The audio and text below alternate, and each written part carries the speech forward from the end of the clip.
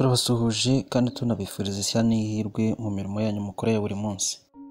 Uyu munsi Zaratunyuze TV yabateguriye uko wahangana na diyabete udakoresheje imiti ya kizungu.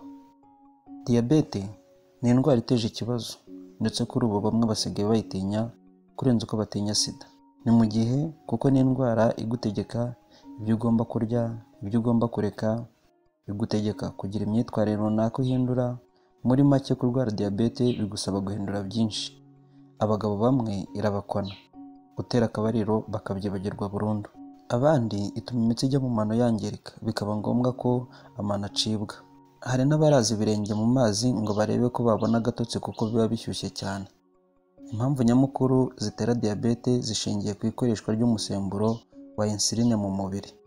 Hamwe bishobora guterwa n'uko insuline yaba yabaye nkeya mu mubiri, ahandi bigaterwa n'uko umubiri utari kubasha gukoresha insuline ufite. Imikoreshereze ya insuline akenshi mu mubiri ikaba ihungabanywa n'umubyibuho udasanzwe kimwe na stress. Iyo umubiri uhagaritse gukora uyu musemburo wa insuline byitwa diyabete yo mu bwoko bwa mbere. Naho iyo umubiri wananiwe gukoresha insuline ihari byitwa diyabete yo mu bwoko bwa kabiri. Hari ubundi buryo bwa diyabete twashyira mu bwoko bwa gatatu.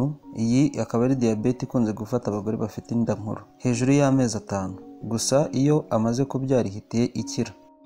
Ariko ntitwabura kuvuga ko umugore urwara iyi diyabete aba afite ibyago byinshi byo kuzarwara diyabete yo mu bwoko bwa kabiri. Kurwara diyabete bishobora kuba ubwoko, guterwa n'umubyibuho udasanzwe, stress ndetse no kutabasha gukoresha neza ibyo turiye mu mubiri. Nubwo insuline kuri ubu iboneka nk'inshinge zo kwitera ndetse hakabaho n'ibinini binyuranye bikoreshwa mu guhangana n'iyi ndwara, ariko diyabete ya mbere n'iya kabiri ziba karande. Mu yandi magambo ugomba guhora ukoresha imiti ubuzima bwawe bwose. Nyamara kandi hari uburyo ushobora guhinduramo imirire yawe n'iminywere yawe bityo ukaba wabasha guhangana n'ubu burwayi.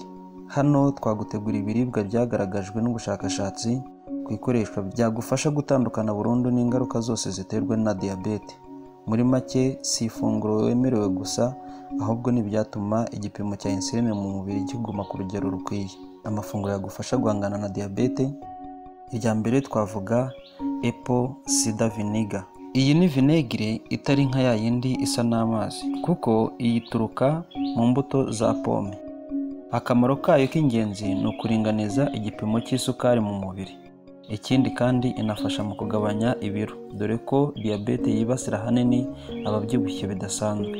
Ibiyiko 2 byayo ukaminjiramo akunyu ufatiye hagati y'intoki ebyiri, noneho ukavanga mu kirahure cy'amazi, ukabikora buri gihe mbere yo kurya. Cya kabiri ni cinnamon. Abarwaye diyabete mu bwoko bwa kabiri iyi ni ingenzi kuri bo. Iyo igeze mu mubiri ifasha impindura gukora insuline ihagije bityo ikamanura igipimo cy'isukari. Ushobora kuvanga iyi fu mu cyo kunywa cyaba icyayi, igikoma cyangwa amazi, ndetse ushobora no kurigata iyi fu yayo. Ubikora byibuza iminsi 40. Cya gatatu, amazi. Kunywa amazi ku rugero rwiza bifasha umubiri gukoresha isukari idakenewe cyane nk'isoko y'ingufu. Ikindi ni uko amazi atuma imyanda n'uburozi biri mu mubiri bisohoka bityo n'isukari idakenewe igasohoka mu nkari. Icya kane, izuba. Nubwo kubyumva bitangaje, ariko umuti w'ingenzi wa diyabete ni ukubona izuba mu buzima bwawe. Tuzi ko imirasire yaryo ituma tubona vitamine D. Nyamara si byo rikora gusa kuko rinafasha mu ikorwa rya insuline. Akazuba ka mu gitondo ku gasusuruko cyangwa aka nimugoroba kakandi twita kibera inka ni ingenzi kuri wowe urwaye diyabete. Gusa uzirinde kwitara ku zuba ry'igikatu kuko ryagutera kanseri y'uruhu. Cya gatanu, igikakarubamba.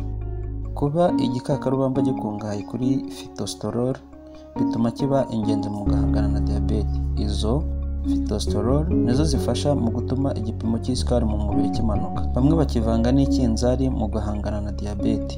Bavanga akayiko k'umushongi w'igikakarubamba n'akayiko k'ifu y'ikinzari mu kirahure cy'amazi, ukajya ubikora mu gitondo no ku mugoroba. Gatandatu, ibibabi by'imyembe. Ufata ibibabi 4 by'imyembe ukabicanira mu mazi yuzuye ikirahuri, ukanywa ayo mazi buri gitondo. Ushobora no kwanika amababi ugakoramo ifu, ukajya ufata agace k'akayiko gato buri gitondo no ku mugoroba mu mazi yuzuye ikirahuri. 7. Ibibabi bya kari. Guhekenya aya mababi kuva na kera bizwiho kongera igipimo cya insuline mu mubiri, bityo bikagabanya ibyago byo kurwara diyabete. Si ibyo gusa kuko binabuza ikorwa ry'isukari mu mubiri binyuze mu ishwanyaguzwa rya medo, imwe mu mpamvu zitera diyabete. Si ibyo gusa kuko binagabanya igipimo cya cholesterol mu mubiri ndetse n'umubyibuho udasanzwe. Ikoreshwa mu kurinda no kuvura diyabete. 8. Alfalfa. Iki ni ikimera kijya gusa n'ubunyobwa ku bibabi. Imbuto zacyo ziseye ni umuti mwiza ufasha kugabanya igipimo cy'isukari mu mubiri. Ufata akayiko k'ifu mbere yo kurya cyangwa uri kurya, wakavanga n'ifunguro ukaminjiramo cyangwa se mu mazi yuzuye ikirahuri. 9. Umunyu muke. Ubushakashatsi bwa vuba bwerekanye ko kurya umunyu mwinshi byongera ibyago byo kurwara indwara z'umutima ku barwaye diyabete. Niyo mpamvu ari byiza kugabanya umunyu mu byo kurya mu gihe urwaye diyabete. 10. Bitter gourd. Banayita bitter melon, twagereranya n'umutanga mu kinyarwanda, ariko si wo. Uru rubuto rutuma impindura ibasha gukora insuline ihagije, bityo bikagabanya isukari mu mubiri. Fata izo mbuto 3, ukuremo n'utubuto tw'imbere utujugunye, noneho ukamuremo umutobe. Buri gitondo nta kindi urarya, uwo mutobe uvange n'amazi unywa. 11. Fenugreek. Imbuto za fenugreek zizwiho gufasha mu ikorwa rya insuline, bityo bigakuraho ibyago byo kurwara diyabete. Icyo usabwa ni ukwinika utubuto twuzuye ibiyiko 2 mu mazi ushobora kunywa ukayamara byibuze igice cya litiro, bikararamo ijoro ryose. Mu gitondo unywe y'amazi n'imbuto, ntuzijugunye ariko. 12. Jamun. Imbuto zihiye nizo zikoreshwa. Fata gramo 60 zazo maze ucanire mu mazi azirengeye. Ucanire igihe kinini kugeza bibaye nk'igikoma, noneho ubicucume ugabanyemo ibice 3 bingana. Bimwe ubirye mu gitondo, ibindi ku manywa, ibindi nijoro. Izi mbuto zizwiho kuba zikize kuri glycoside ndetse na alkaloide, bizwiho kuringaniza igipimo cy'isukari mu mubiri. 13. Ugomba gukora na siporo. Iyo dukora siporo mu mubiri wacu ukoresha ingufu nyinshi, kandi izo ngufu nta handi zituruka uretse mu isukari iri mu mubiri. Iyo rero ukora siporo, isukari yari yibitse mu mubiri ikoreshwa, bityo igipimo cyayo mu maraso kikagabanuka. Byibuze iminota 30 buri munsi ya siporo irahagije. Siporo nziza ni ugutwara igare, koga, gusimbuka umugozi no kwiruka buhoro buhoro. Ushobora no kugana gym, abatoza baba bahari bakagukoresha siporo. Si ibyo gusa kuko siporo zinagufasha gutakaza ibiro no kugira umubiri ukomeye. Nyuma ya siporo usabwa kunywa amazi ahagije mu cyimbo cy'ibindi byongera isukari mu mubiri. Ntabwo twabivuga byose muri iyi nkuru ngo tubirangize, ariko ibi ni byo by'ingenzi usabwa. Ibiribwa n'ibinyobwa si ngombwa byose. Icyo wabona hafi yawe nicyo wakoresha, cyane cyane ko hari ibyo twavuze bigoye kubibona iwacu. Ntitwasoza tutavuze ko kuruhuka bihagije, kugabanya stress no guhangayika nabyo ari bimwe mu byagufasha guhangana n'iyi ndwara. Murakoze cyane, Imana ibahe umugisha. Ciao.